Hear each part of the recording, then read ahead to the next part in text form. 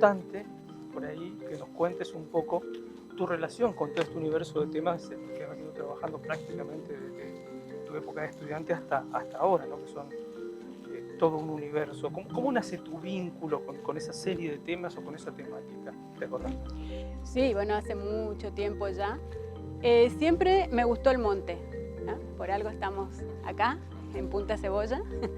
Y tenía mucha curiosidad, quería conocer, saber, aprender de árboles, de plantas, de animales. Ahora hay más interés en todas estas cuestiones de la ecología, la biodiversidad, pero pensemos hace 30 años atrás, una persona de clase media viviendo en la ciudad, cero conocimiento. O sea, no conocíamos, sabíamos de jirafas, elefantes y leones, pero no sabíamos nada de la fauna de la selva, porque la selva fue siempre vista como un lugar hostil, un lugar que en realidad había que derrumbar, había que deforestar. Pensemos cómo fue la historia ambiental en Misiones. ¿Cuál era la idea? Venían los inmigrantes europeos y la idea era talar todo, talar raza para cultivar y en algunas ocasiones simplemente para hacer un parquizado y después plantar algunas plantas con flores, pinos, etc.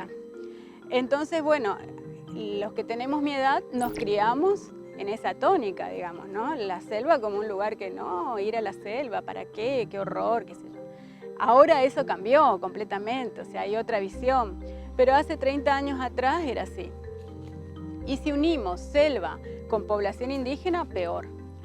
Era impensable, al punto que en la época en que yo era estudiante en la licenciatura en antropología, aquí en Misiones, eran muy pocas las personas que se dedicaban a los estudios indígenas.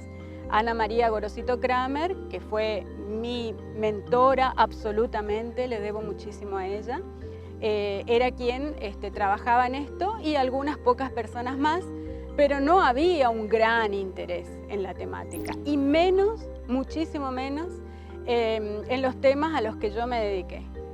Etnobiología, relación naturaleza-cultura, nada en absoluto. Además, pensemos que en esa época no había internet. ¿Dónde buscabas la información? ¿De dónde ibas a buscar la bibliografía, que además era escasa?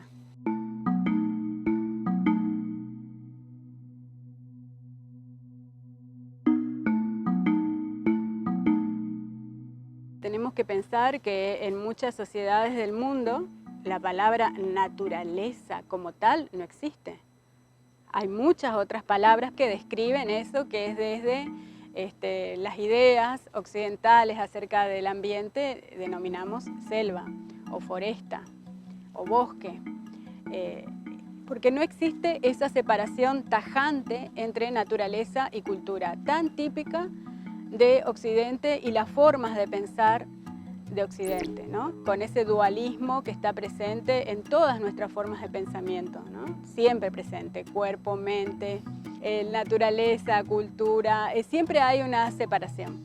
En estas sociedades no es así, por eso ahora se habla del giro ontológico, ¿no? Otra forma de aproximarnos a estas visiones del mundo, donde es un todo integrado. La sociedad mayor, como dice Descolá, en estas sociedades. Y eso se aplica a la cosmovisión Mbuya. Entonces, si vos vas a hablar de naturaleza, ¿naturaleza qué? Cuando hablas en español decís naturaleza, pero si vas a hablar en Mbuya o en alguno de los otros idiomas de la familia lingüística tupí-guaraní a la que pertenecen los Mbuya, te vas a referir a monte, vas a decir cahuí, o vas a nombrar otra forma de ecosistema. Pero la idea como naturaleza así única no está. Olimpia, cuando ve un árbol o una serie de árboles o un animal, ¿qué ve además? Que no ve un biólogo occidental, por ejemplo. Bueno, no solamente un Mbuya, cualquier persona que pertenezca a una sociedad donde están en mucho contacto con el exterior, mucho contacto con la naturaleza, no se ve el árbol solo, son buenos ecólogos, en realidad te hablan de los animales que van a comer las frutas cuando el árbol fructifica, te hablan de las enredaderas que se relacionan con ese árbol, te hablan de los pájaros que visitan ese árbol, o sea, toda la relación que tiene el árbol con el entorno. Son ecosistemas complejos. Ese es un problema muy típicamente nuestro, ¿no? Nuestra forma de pensar. Por eso a la gente, y esto es llamativo aquí en Misiones, cuando es una selva, por ejemplo, esta selva, que en realidad es una capuera grande, es decir, un bosque secundario, una selva que está en reconstitución, un bosque en galería en realidad porque está cerca del río, ven esto como, pero ¿por qué dejas esto así? ¿Por qué no lo tirás abajo? Haces un lindo parquizado. Es más, en ciertas zonas de la provincia se habla del sucio y el limpio. El sucio es lugares donde hay capuera, donde hay montecitos, y el limpio es donde ya no queda nada, han tirado todo, tienen pasto u otra cosa. Entonces eso te da una pista acerca de las formas de considerar todavía hoy el monte. Y vemos, como decís vos, cada árbol, por ejemplo, como algo separado del resto. Porque son las formas de pensar. Estamos acostumbrados así, de esa manera.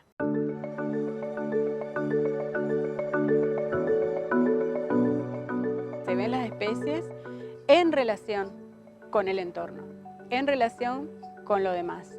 Eso por un lado, en cuanto tiene que ver con la parte más biológica, digamos. Pero después hay otras relaciones que tienen que ver con otras cuestiones, que tienen que ver con los dueños de lugares, que son espíritus, que existen en todas las sociedades, o sea, en todas las culturas del mundo. Inclusive nosotros tenemos restos de esto todavía.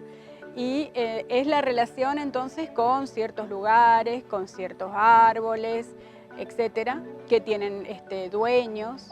Es decir, ahí tienen alma, hay espíritus con poder de agencia, depende de cómo te relaciones, puede suceder algo.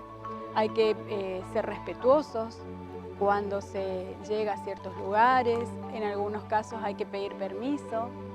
Pero bueno, como te decía, estas cuestiones que yo he trabajado, ¿no?, en mis investigaciones, vos las podés ver incluso en la cultura popular, en esta zona, en Misiones, donde tenemos un bagaje fuertísimo, guaraní, por ejemplo, con la gente que nació y se crió en Paraguay, que tiene muchos conocimientos sobre esto.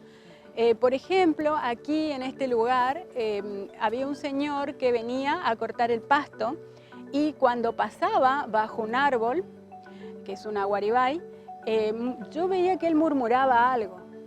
Me llamó la atención, hay varios ejemplares de esa especie. Entonces empecé a prestar oídos, a ver qué decía, y decía, buenos días, permiso, o buenas tardes.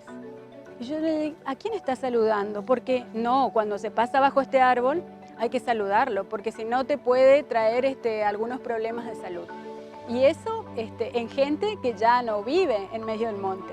Entonces son cuestiones que siguen y que es interesante, no es solamente que pertenezca al mundo indígena.